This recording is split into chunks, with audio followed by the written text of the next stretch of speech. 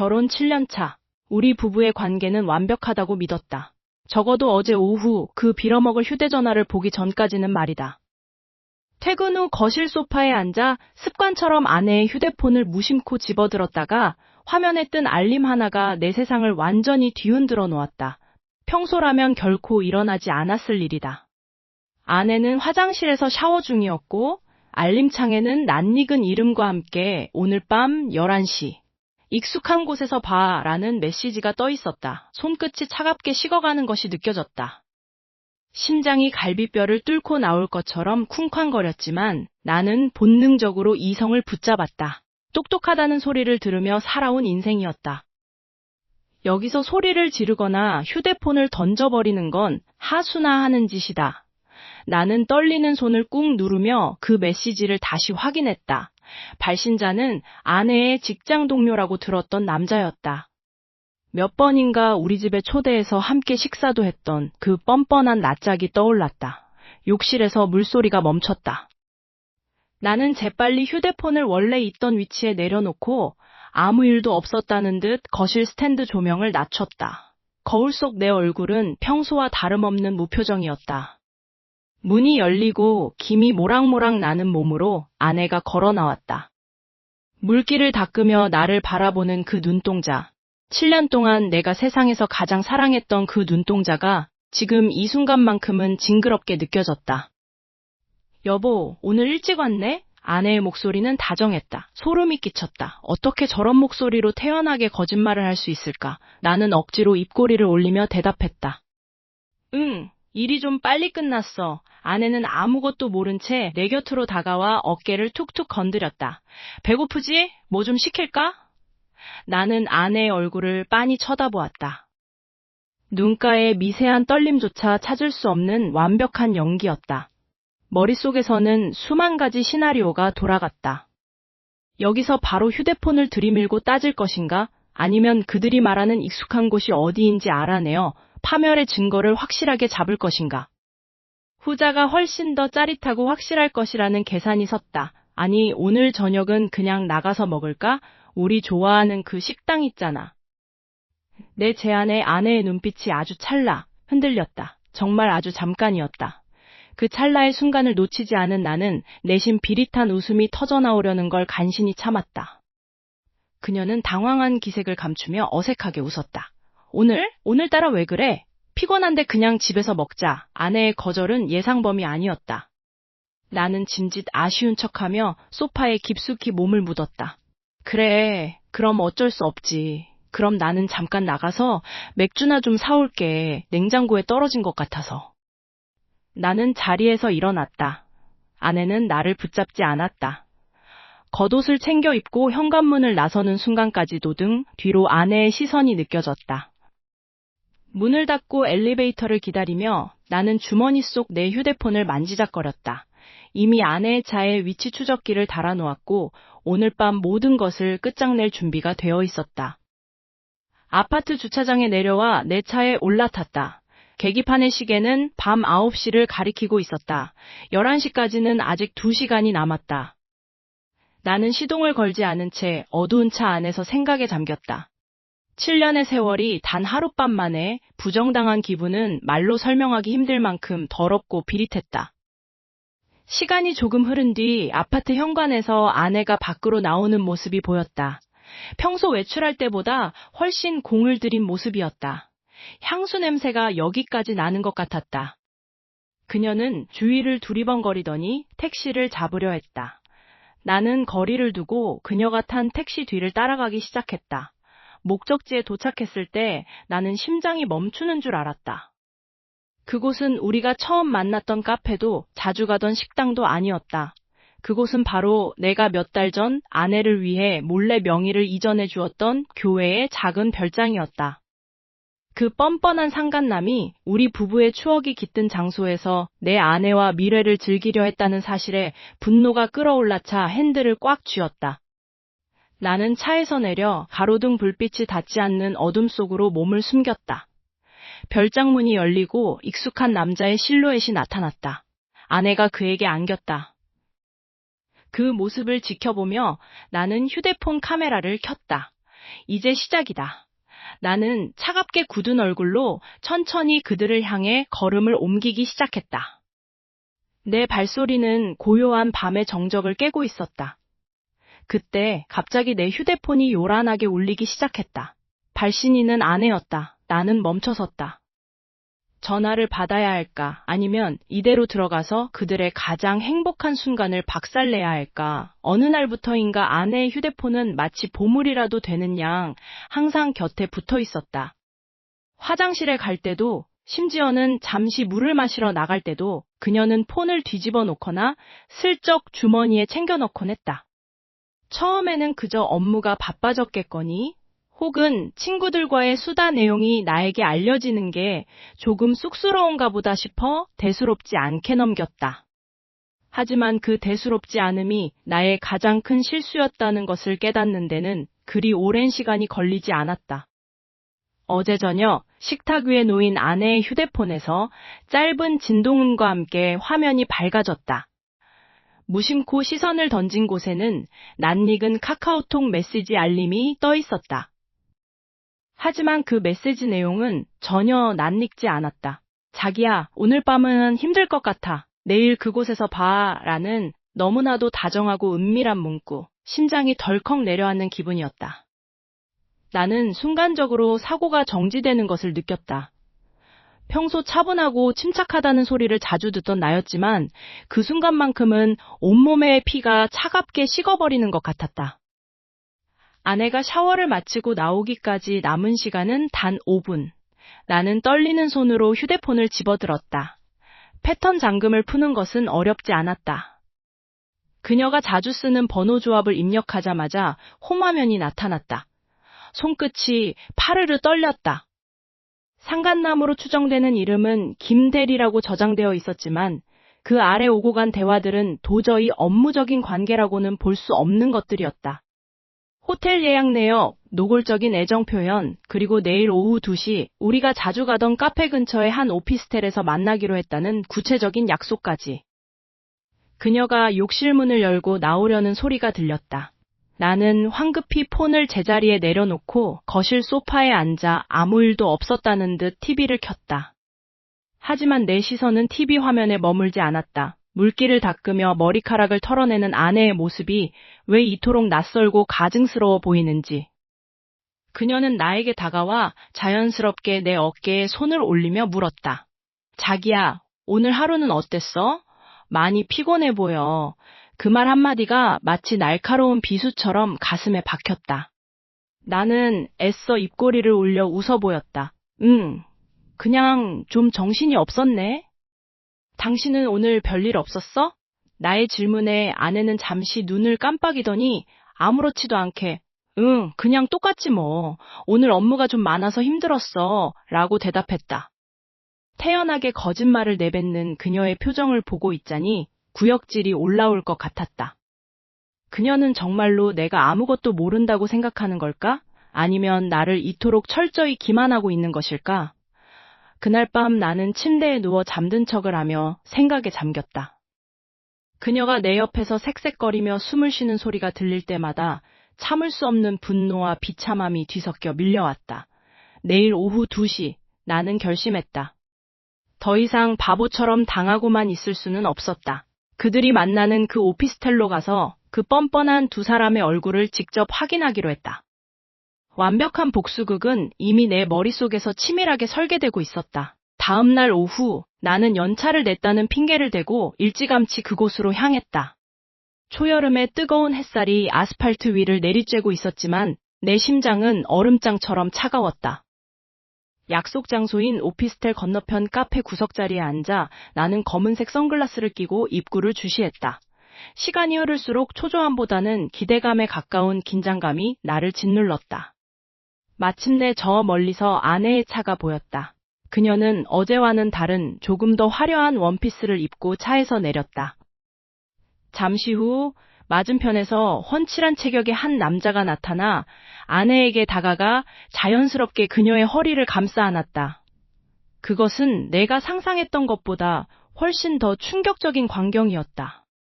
나는 주머니 속에 휴대폰 녹음 기능을 켜고 그들이 건물 안으로 들어가는 것을 기다렸다.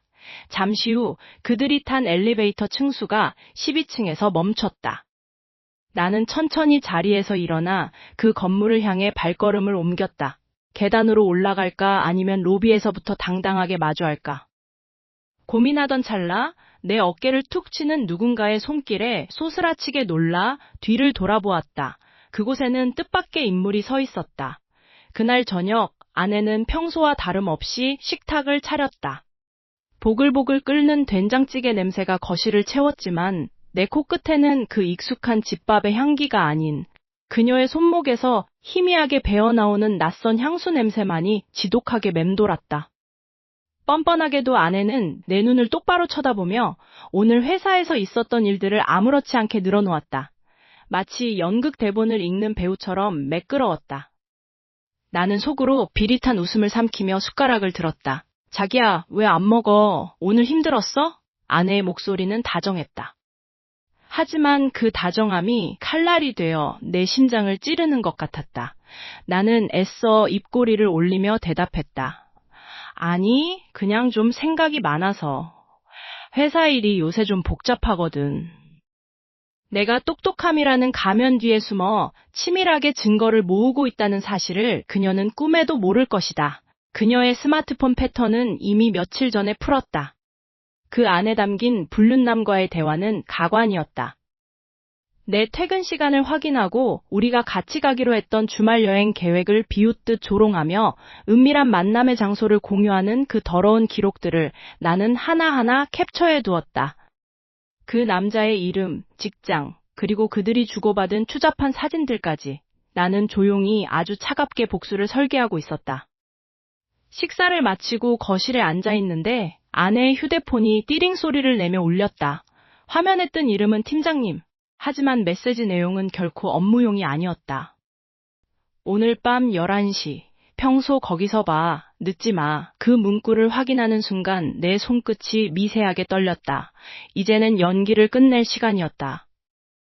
나는 태연하게 소파에서 일어나 기지개를 켜며 말했다. 나 오늘 갑자기 급한 야근이 잡혔어. 서류 마감 때문에 아무래도 새벽에 들어와야 할 것 같아. 먼저 자. 아내의 눈동자가 아주 짧은 찰나 안도감으로 흔들리는 것을 보았다. 그녀는 짐짓 걱정스러운 표정을 지으며 내 넥타이를 매만져 주었다. 알았어, 자기야. 너무 무리하지 마. 알았지? 그녀의 손길이 닿는 곳마다 소름이 끼쳤다. 나는 차 키를 챙겨 현관문을 나섰다. 복도로 나와 엘리베이터를 기다리는 동안 내 심장은 터질 듯이 뛰었다. 차에 올라타 시동을 걸고 그녀가 나갈 때까지 주차장 어둠 속에 숨어 기다렸다. 11시가 조금 넘었을 때 아내가 평소와는 다른 화려한 원피스를 입고 자신의 차로 향하는 모습이 보였다. 나는 거리를 두고 그녀의 뒤를 쫓았다. 자동차 헤드라이트 불빛이 그녀의 차 뒷모습을 비출 때마다 나의 분노도 함께 타올랐다. 한적한 외곽의 한 호텔 주차장으로 그녀가 들어섰다. 거기에는 이미 불륜남이 차가 먼저 와 있었다. 차에서 내린 아내가 누군가와 반갑게 포옹하는 장면을 멀찍이서 지켜보았다. 남자는 뻔뻔하게도 아내의 허리를 감싸 안고 호텔 로비로 향했다. 나는 차 안에서 블랙박스를 확인하고 휴대폰 녹음기를 켰다. 그들이 호텔 엘리베이터에 올라타는 것까지 모두 확인한 후 나는 조용히 차 문을 열고 내렸다. 이제는 그냥 지켜보기만 하는 단계는 지났다. 나는 주머니 속의 작은 USB를 만지작거리며 천천히 호텔 입구를 향해 발걸음을 옮겼다. 그들의 그 더러운 미래 현장을 직접 덮치기 직전 로비의 회전문을 통과하려던 찰나 내 휴대폰이 울렸다. 발신자는 아내였다. 심장이 덜컥 내려앉았다. 지금 분명 내 옆에 있어야 할 아내에게서 전화가 오다니. 나는 떨리는 손으로 통화 버튼을 눌렀다. 수화기 너머로 들려오는 것은 아내의 목소리가 아니었다. 낮게 깔린 아주 익숙하고 비열한 웃음소리가 스피커를 타고 흘러나왔다. 거기까지 오느라 고생 많았네. 그런데 말이야, 정말 우리가 거기 있을 거라고 생각했어? 머릿속이 하얗게 변했다. 호텔 로비의 유리창 너머로 내가 보고 있던 그들의 모습이 천천히 뒤를 돌아보았다. 그런데 그 남자가 나를 향해 짓고 있는 그 기괴한 미소는 대체 무엇일까? 설마 함정이었던 건가? 심장이 쿵쾅거리는 소리가 귓가를 울렸다. 식은땀이 등줄기를 타고 흘러내려 셔츠 안쪽이 축축하게 젖어들었다. 아내의 휴대폰을 손에 쥔 채 나는 거실 소파에 멍하니 앉아 있었다. 화면 속에서 오가는 메시지들은 내 세상이 완전히 무너져 내리고 있음을 증명하고 있었다. 이번 주말엔 그 사람 없으니까 우리 집으로 와. 그 문장 하나가 내 3년의 결혼 생활을 갈기갈기 찢어놓기에 충분했다. 나는 숨을 고르려 애썼지만 폐부 깊숙이 들어오는 공기는 차갑고 날카로웠다. 믿음이라는 것이 이토록 허무하게 조각날 수 있는 것인가? 아내는 지금껏 내게 가장 다정하고 헌신적인 동반자였다. 적어도 내가 알던 아내는 그랬다. 하지만 이 메시지 속의 여자는 내가 모르는 타인이었다. 상간남의 이름 옆에 찍힌 달콤한 하트 이모티콘들이 내 눈을 찔렀다. 분노가 치밀어 올라야 마땅한데 오히려 온몸의 감각이 마비되는 듯한 기묘한 냉정이 찾아왔다. 나는 조용히 일어나 안방으로 향했다. 문틈으로 새어나오는 미세한 빛 사이로 아내가 거울 앞에서 화장을 고치고 있는 모습이 보였다. 콧노래를 흥얼거리는 그 모습이 너무나 태연해서 순간 내가 보고 있는 것이 환상이 아닐까 하는 생각마저 들었다. 그녀는 오늘 저녁 급한 회사 업무 때문에 늦을 것이라고 내게 말했다. 그 말을 믿었던 내가 바보 같았다. 그녀는 완벽하게 계획된 연극을 하고 있었고 나는 그 연극의 관객이자 희생양이었다. 자기야, 나 먼저 나갈게. 오늘 야근 늦어질 수도 있으니까 기다리지 말고 먼저 자. 아내가 나를 보며 생긋 웃었다. 평소와 다를 바 없는 그 사랑스럽고 익숙한 미소.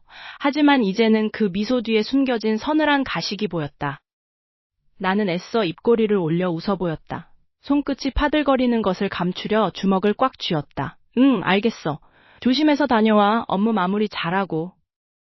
내 목소리는 놀라울 정도로 차분했다. 아내는 내 태도에 안심한 듯 가방을 챙겨 현관으로 향했다. 도어락이 열리고 닫히는 소리가 아파트 복도에 울려 퍼졌다. 정적이 찾아왔다. 나는 그제야 참았던 숨을 몰아쉬며 벽을 짚고 주저앉았다. 이제부터가 진짜 시작이다. 나는 단순히 무너져 내리는 것에 그치지 않기로 했다. 나는 그들이 쌓아 올린 이 거짓말의 성을 어떻게 무너뜨릴지, 그 고통의 무게를 어떻게 되돌려줄지 차근차근 설계하기 시작했다. 그들의 미래를 망쳐버릴 계획, 아내의 가면을 완전히 벗겨낼 증거들, 머릿속이 비상하게 돌아갔다. 1시간쯤 지났을까? 나는 휴대폰을 들고 자리에서 일어났다. 위치 추적기는 실시간으로 그녀의 동선을 보여주고 있었다. 그녀는 회사가 아닌 외곽의 한 고급 호텔로 향하고 있었다. 나는 주차장으로 내려가 차에 시동을 걸었다. 엔진 소리가 적막한 밤 공기를 가르며 울려 퍼졌다. 목적지에 도착했을 때 나는 심호흡을 했다. 호텔 로비로 들어가는 입구에서 그들을 마주할 생각을 하니 오히려 심장이 평온해졌다. 나는 주차장을 서성이다가 낯익은 차 한 대를 발견했다. 상간남의 차였다. 아내의 차 바로 옆에 바짝 붙어 주차된 그 차를 보자 비릿한 웃음이 터져 나왔다. 엘리베이터를 타고 그들이 머물 객실 앞 복도로 향했다. 복도는 너무나도 조용해서 내 발소리가 지나치게 크게 느껴졌다. 402호. 번호판을 확인하는 순간 내 손이 떨렸다. 문 안쪽에서 낯선 남자의 웃음소리와 아내의 나지막한 대화소리가 새어나왔다. 나는 문손잡이를 조심스럽게 잡았다. 잠겨 있을까? 아니면 그들의 방심이 문까지 열어두었을까? 나는 문고리를 천천히 돌려보았다. 그런데 예상치 못하게 문이 아주 살짝 틈을 보이며 열렸다. 마치 나를 기다리기라도 한 것처럼 심장이 터질 것 같았다. 나는 문틈 사이로 안을 들여다보려 눈을 가까이 댔다. 그때 안쪽에서 들려온 아내의 목소리가 내 얼어붙은 이성을 다시 한번 깨트렸다. 걱정 마요. 남편은 내가 지금 야근하는 줄 철석같이 믿고 있으니까. 그날 밤 공기는 평소보다 유난히 무겁고 축축했다. 거실에 홀로 앉아 시계 초침 소리만 듣고 있자니 가슴속 깊은 곳에서부터 차가운 분노가 소용돌이치며 올라왔다. 아내는 평소와 다름없는 표정으로 안방문을 닫고 들어갔지만 나는 알고 있었다.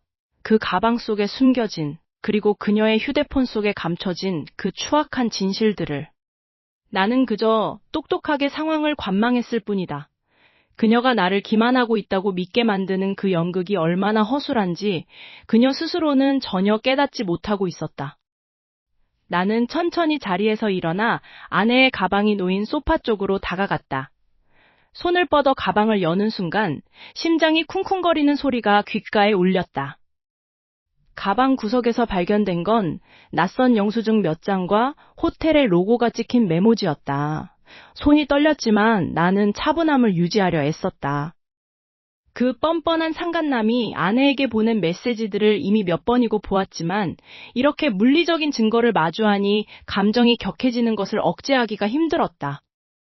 우리가 어떻게 여기까지 왔을까라는 질문은 이제 아무런 의미가 없었다. 그저 어떻게 그들을 무너뜨릴지 그 생각뿐이었다.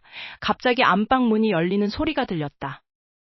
나는 서둘러 가방을 원상태로 돌려놓고 태연하게 소파에 다시 앉았다. 아내가 잠옷 차림으로 나와 나를 힐끔 쳐다봤다.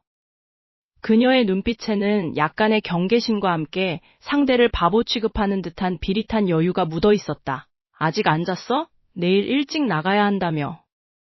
그녀가 짐짓 다정한 척 물었지만 그 목소리 끝은 날카롭게 갈라져 있었다. 나는 옅은 미소를 지으며 고개를 돌렸다. 지금 이 순간 내가 그녀에게 건네는 말 한마디가 곧 시작될 복수의 서막이라는 사실을 그녀는 꿈에도 모를 것이다. 잠이 좀 안 와서. 당신은 오늘 하루 어땠어? 특별한 일은 없었고? 내 질문에 그녀는 잠시 멈칫하더니 이내 자연스럽게 웃으며 대답했다. 뭐 평소랑 똑같지. 별일 있었겠어? 당신도 이제 그만 들어가서 자. 그녀의 연기는 정말 훌륭했다. 하지만 그 연기의 끝은 이미 정해져 있었다. 나는 자리에서 일어나 그녀에게 천천히 다가갔다. 그녀의 어깨에 손을 올리자 그녀의 몸이 아주 미세하게 굳어지는 것이 느껴졌다. 상간남의 향수 냄새가 희미하게 섞인 그녀의 머리카락 냄새를 맡으며 나는 나지막이 속삭였다. 당신이 오늘 누구를 만났는지, 어떤 약속을 했는지 다 알게 된다면 어떤 표정을 지을까 궁금하더라고. 아내의 얼굴이 순식간에 하얗게 질렸다. 그녀는 급히 내 손을 뿌리치며 뒤로 물러섰다. 이제 가면이 벗겨지기 직전이었다. 나는 주머니 속에서 아까 확보해둔 녹음기와 증거 자료들을 떠올렸다. 그녀가 가장 아끼는 것들을 하나하나 빼앗을 시간이었다. 갑자기 그게 무슨 소리야? 술 마셨어?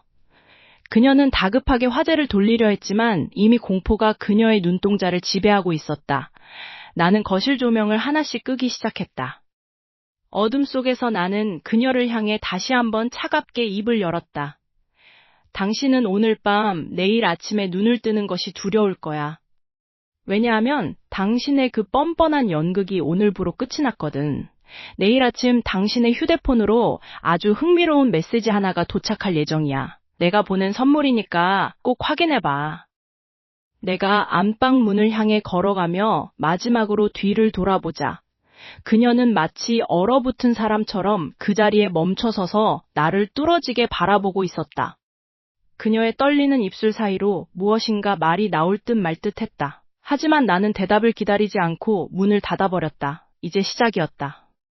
문 밖에서 들려오는 그녀의 거친 숨소리와 바닥을 울리는 발걸음 소리를 들으며 나는 침대에 걸터 앉아 마지막으로 내일의 계획을 머릿속으로 정리했다. 그런데 문득 이상한 생각이 들었다. 분명히 내가 모든 증거를 완벽하게 통제하고 있다고 확신했는데 문 밖에서 들려오는 아내의 웃음소리는 무엇일까? 그것은 분명 울음 섞인 비명이었어야 했다.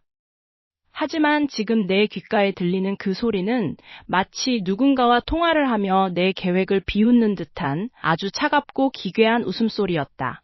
나는 문고리를 잡은 채 멈칫했다. 아내가 나보다 한 수 더 앞서고 있었던 걸까? 내가 모르는 또 다른 변수가 존재하는 것일까? 문틈으로 새어나오는 빛이 갑자기 꺼지며 온 집안이 완전한 어둠에 잠겼다. 밖에서 들리던 웃음소리마저 뚝 끊겼다.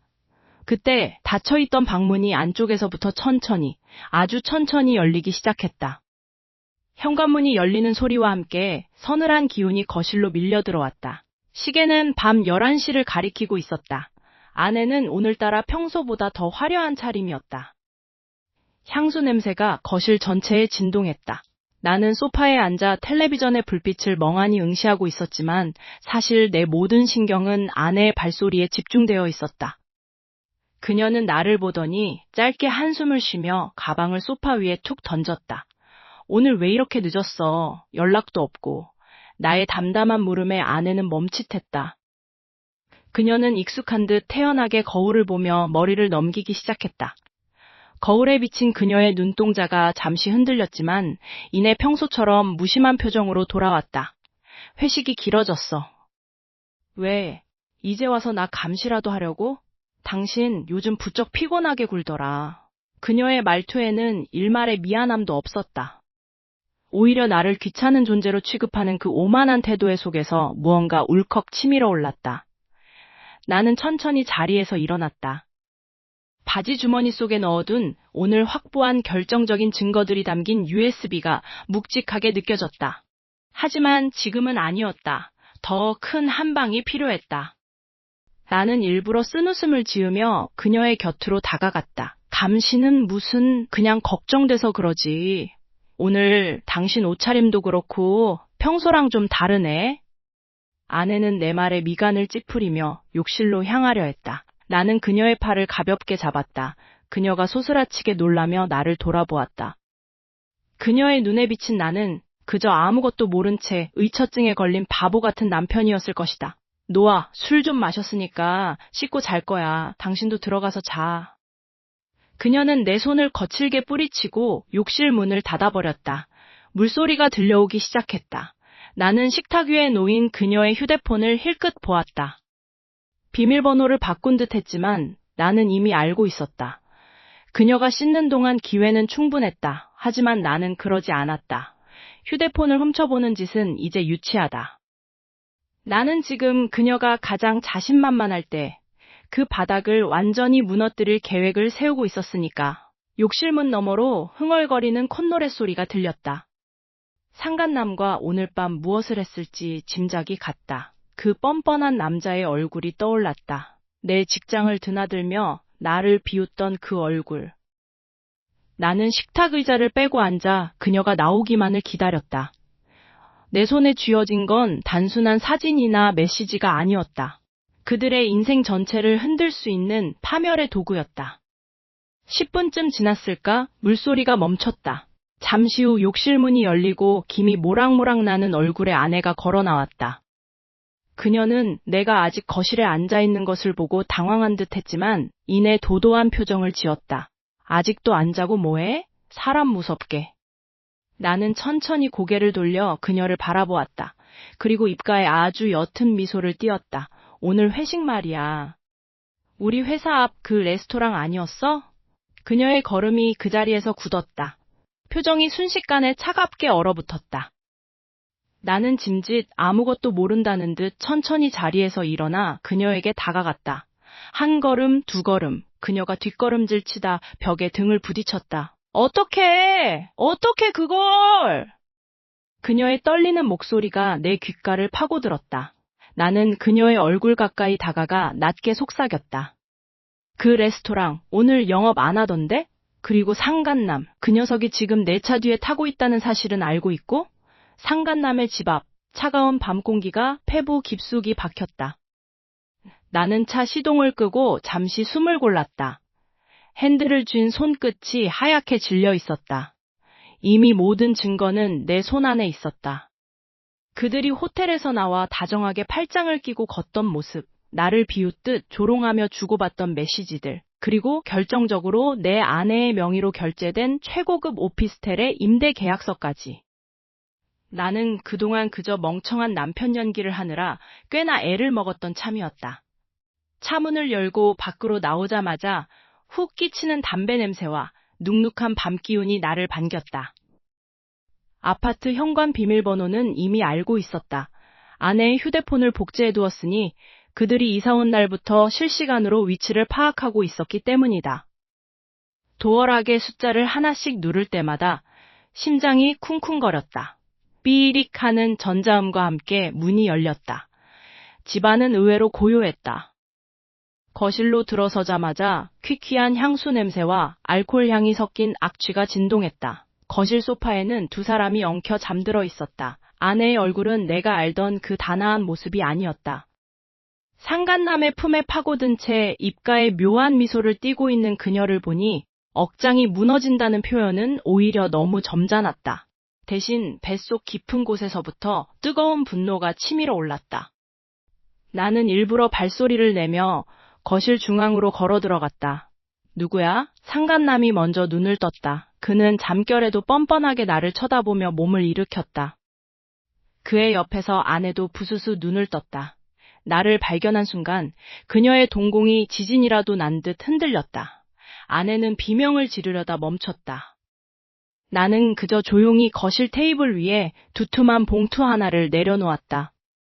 그 안에는 그들이 이 집을 얻기 위해 썼던 돈의 출처와 그동안 저지른 온갖 부정행위들이 고스란히 담긴 사진과 녹취록들이 들어있었다.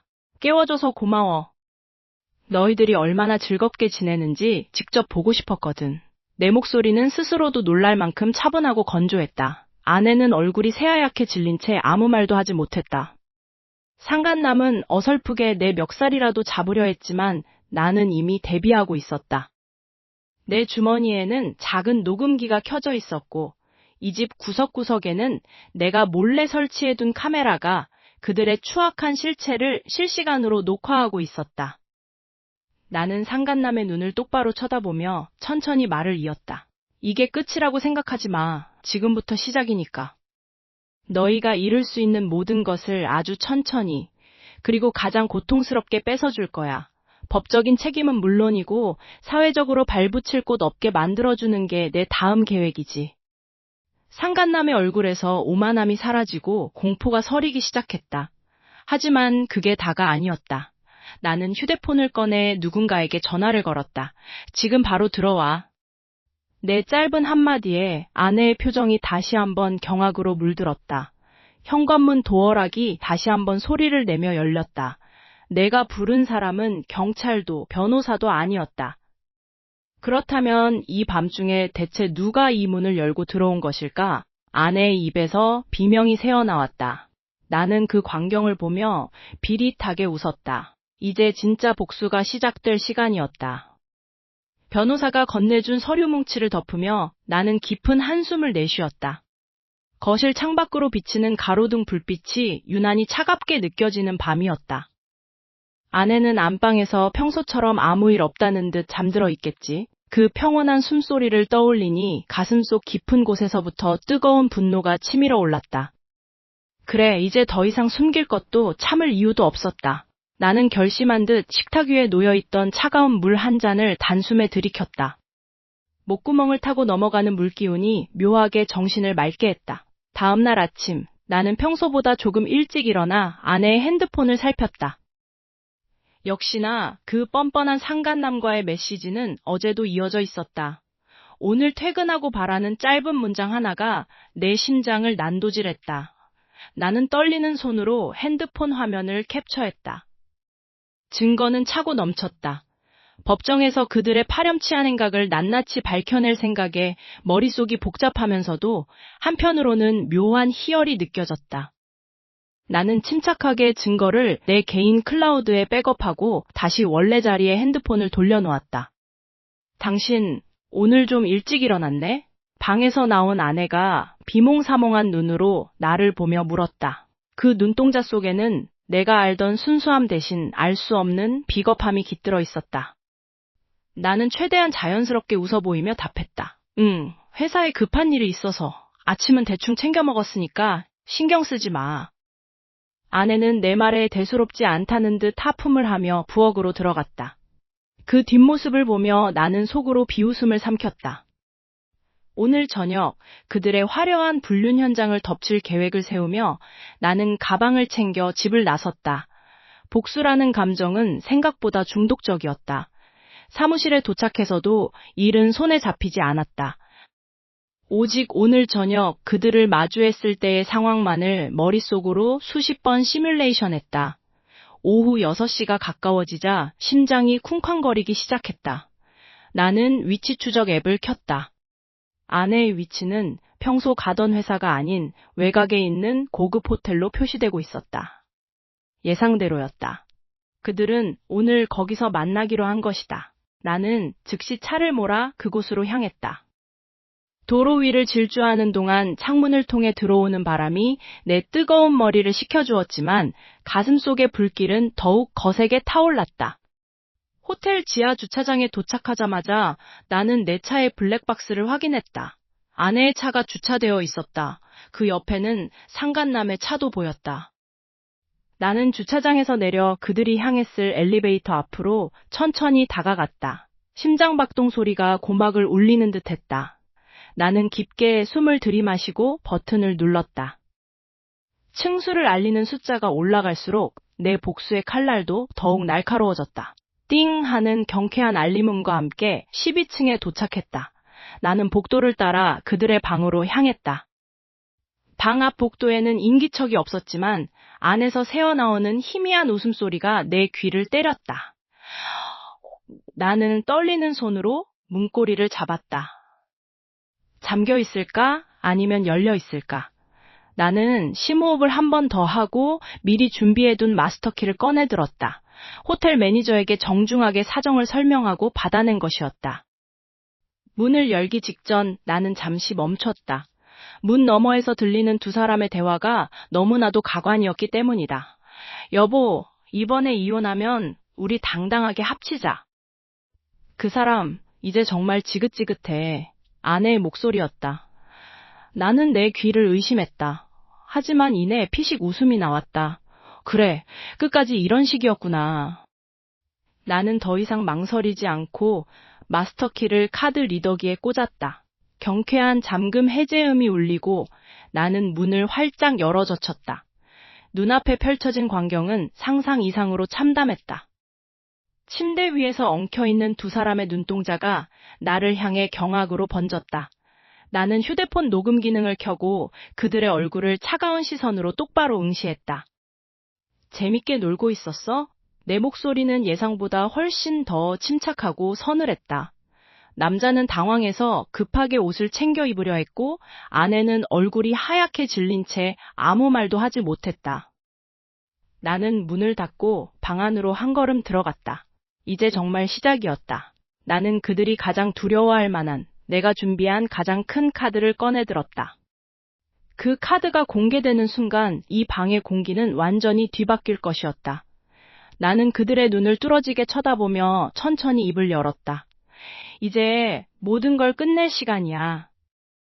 너희들이 저지른 일에 대한 대가가 무엇인지 지금부터 똑똑히 보여줄 테니까. 나는 핸드폰을 그들에게 내밀었다. 화면에는 아내의 불륜뿐만 아니라 그간 상간남이 뒤에서 꾸며왔던 회사 횡령 증거까지 모두 담겨 있었다. 남자의 얼굴이 사색이 되었다. 나는 그들의 일그러진 표정을 보며 비로소 만족스러운 미소를 지었다. 하지만 그때 갑자기 남자의 핸드폰이 크게 울렸다. 화면에 뜬 발신자 이름을 확인한 나는 멈칫할 수밖에 없었다. 내 예상과는 전혀 다른 제3자의 이름이었다. 도대체 이 상황에 그 사람이 왜 연락을 한 거지? 나는 당황스러운 마음을 감추고 서둘러 그 핸드폰 화면을 낚아채듯 쳐다보았다. 결국 법정에서 마주한 두 사람의 얼굴은 내가 기억하던 것과 너무나 달랐다. 아내는 고개를 푹 숙인 채 내 눈을 피하기 급급했고 그 옆에 선 불륜남은 여전히 상황 파악을 못한 듯 당당한 표정으로 턱을 치켜들고 있었다. 그 뻔뻔한 모습을 보니 가슴 깊은 곳에서 뜨거운 분노가 다시금 치밀어 올랐지만 나는 입술을 깨물며 감정을 억누르고 차분하게 준비해온 서류들을 재판부 향해 제출했다. 존경하는 재판장님, 여기 피고들이 저지른 부정행위에 명백한 증거들이 있습니다. 단순한 오해가 아니라 계획적이고 지속적인 기만이었음을 증명하는 자료입니다. 내 목소리는 법정 안에 차갑고 단호하게 울려 퍼졌다. 지난 몇 달간 밤을 지새우며 수집한 메신저 대화 내역, 차량 블랙박스 영상, 그리고 그들이 함께 드나들었던 호텔의 결제 내역서가 차례로 화면에 띄워졌다. 아내의 어깨가 눈에 띄게 떨리기 시작했다. 그녀는 손가락을 초조하게 만지작거리며 연신 마른 침을 삼켰고 이내 나를 향해 기어들어가는 목소리로 애원하듯 말했다. 자기야, 내가 정말 잘못했어. 제발 한 번만 기회를 주면 안 될까? 내가 미쳤었나 봐. 당신이 얼마나 소중한 사람인지 이제야 깨달았어. 우리 지난 시간들을 생각해서라도 이 자리는 제발. 눈물로 범벅이 된 그녀의 얼굴을 보아도 내 마음에는 더 이상 아무런 동요가 일지 않았다. 한때는 세상에서 가장 사랑했던 얼굴이었지만 지금 내 눈앞에 있는 여자는 그저 자신의 잘못을 덮기 위해 거짓 눈물을 흘리는 낯선 이방인일 뿐이었다. 내가 아무런 반응도 보이지 않자 옆에 있던 불륜남이 갑자기 콧방귀를 끼며 끼어들었다. 이보세요. 사람 살다 보면 실수도 할 수 있는 거지. 이렇게까지 비열하게 뒷조사까지 해서 사람을 매장해야 속이 시원합니까? 당신 같은 완벽주의자 밑에서 숨막혀 살았을 이 사람 마음은 생각 안 해봤어? 오히려 당신이 이 사람을 방치한 게 진짜 원인 아닙니까? 그의 황당한 궤변에 법정 안의 공기가 순간 얼어붙었다. 변호사조차 당황해 그의 옷자락을 잡아당겼지만 그는 오히려 나를 쏘아보며 도발적인 미소를 지었다. 똑똑함이 내 무기라면 지금 이 순간 가장 완벽한 칼날로 저들의 심장을 찔러주어야 했다. 나는 법대위를 바라보며 한치의 흔들림도 없이 조목조목 반박했다. 실수라니요. 피고는 본인의 행동이 한 가정을 어떻게 파괴하는지 정확히 인지하고 있었으며 심지어 재산분할 과정에서 이익을 취하기 위해 아내를 부추겨 저의 자산을 빼돌리려 한 정황까지 이 금융기록에 모두 남아 있습니다. 이것이 과연 단순한 감정적 실수입니까? 내 말이 끝나자마자 재판장은 서류를 검토하더니 무거운 목소리로 판결을 내려가기 시작했다. 피고들의 유책 사유가 명백히 인정되며 위자료 및 재산분할에 있어 나의 청구가 전적으로 인용된다는 내용이었다. 승소였다. 완벽한 나의 승리. 법정을 나서는 길, 복도에서 아내는 바닥에 주저앉아 오열했고 불륜남은 도끼 어린 눈빛으로 나를 노려보며 씩씩거렸다. 모든 것이 끝났다고 생각했다. 드디어 이 지옥 같은 터널을 벗어나 내 삶을 되찾았다고 확신하며 차에 올라탔다. 가슴 속을 짓누르던 돌덩이가 내려간 듯 깊은 한숨이 흘러나왔다. 하지만 그 안도감도 잠시 시동을 걸자마자 조수석 시트 아래에서 낯선 기계음과 함께 스마트폰이 요란하게 울리기 시작했다. 내 번호가 아닌 완전히 새로운 번호로 발신자 제한 표시가 뜬 전화였다. 화면을 바라보는 내 손끝에 알 수 없는 서늘한 소름이 돋았다. 침묵 속에서 통화 버튼을 누르고 귀에 대자 수화기 너머로 한 번도 들어본 적 없는 기괴한 기계음 섞인 목소리가 흘러나왔다. 판결 축하해. 근데 그게 정말 끝이라고 생각해? 진짜 게임은 이제부터 시작인데. 동시에 차 창문 너머로 멀리서 나를 지켜보고 있는 검은 실루엣의 남자가 눈에 들어왔다. 그의 손에는 방금 나와 통화를 마친 듯한 전화기가 들려 있었다.